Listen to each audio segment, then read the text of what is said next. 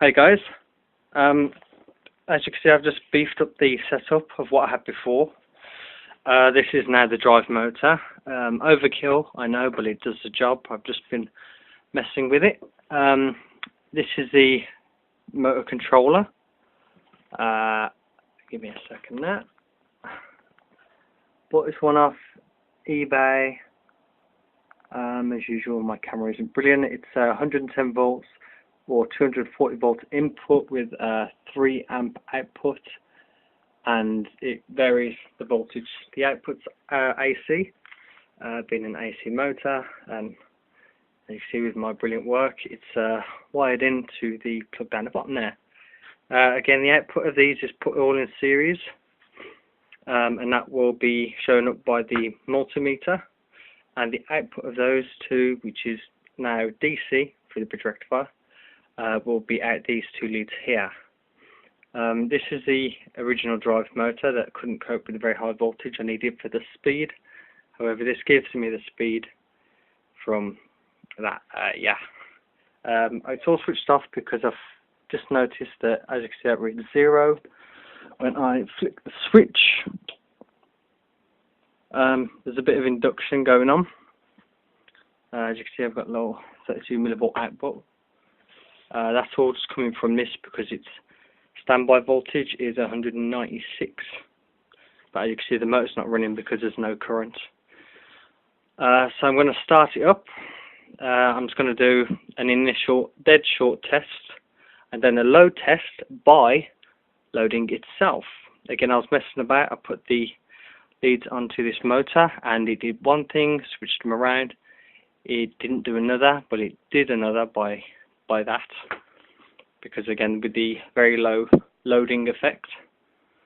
So it's going to be quite a noisy, juddery thing. Quite scary to actually get started with one hand, I dare say. Come on, don't blow up. Hey, that's nice and smooth. Okay. See, it picks up speed rather a lot. Right, so my whole thing's shifting. Okay, the output voltage is 15 volts. I'm going to bring it up to 19 like it was before, just by adjusting the motor controller. Don't do that. Don't do that either. Ooh. Wow, that's sensitive. I'm going to try and bring it up.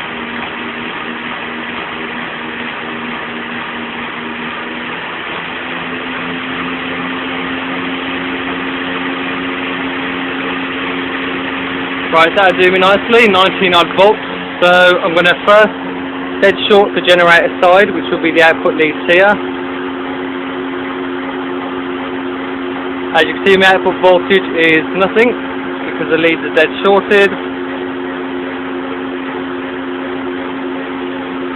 Some sparks because it's not very high current, so I'm going to go on to the load test.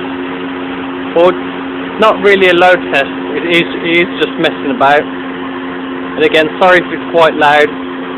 So I'm going to put it on this side. I'm not sure which side does what. There you are, there's a load test. So as you can see, the motor of this side is fighting the motor on that side.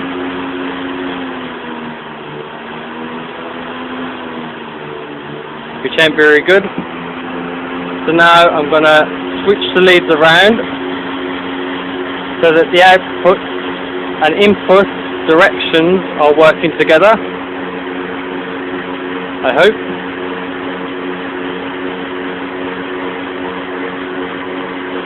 Wow.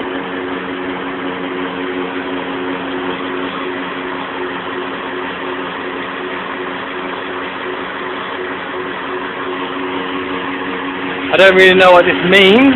I'm just doing this, but as you can see, the output is fed into output is fed into one of the inputs, which isn't now arguing with that one. It's doing something anyway. I don't know quite what. I don't know if they're working together or it's just something Yeah, I'm just going to kick this in the teeth now. Stop that because a bit of tape's coming off there. And imagine this. Let's have a feel. Wow, okay, that ain't got warm at all. I thought that'd get a lot warmer. Okay, so yeah, that's just a little example of things I'll be trying. I guess I should get a decent load. As for whatever this did when I connected these leads rang the other way when it slowed down, I don't know if that could have been just normal induction, and again this motor generator is just doing exactly the same as any other generator would. However, when I switched the wires round, it also was running happily, sort of nigh on closed loop, but obviously this provided the majority of the force, if not 99.99999% of it. This was just there doing stuff. Again, it's all just experimental, quite dangerous, so I'll leave it at that and just make sure the induction's still happening, and it is. Again, when it's switched on down the plug down here, the induction goes through this. It's probably just vibrating very, very finely. I can't feel it. Let's see if I can turn that.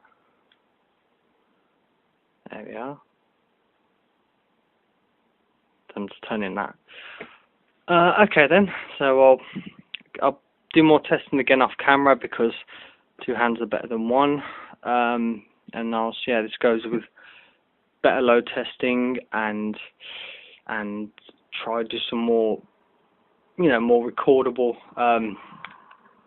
stuff, outputs. See what I'm consuming, which is probably a hell of a lot, and what I'm outputting.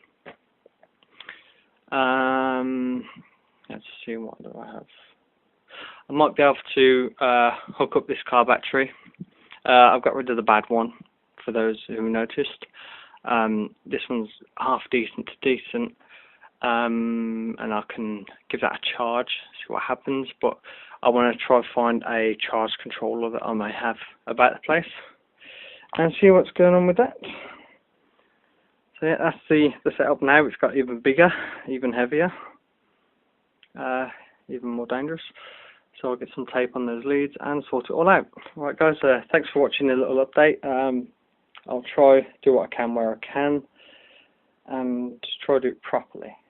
Get some more official results going on. Okay then guys, thanks for watching. You have a nice day. See you later.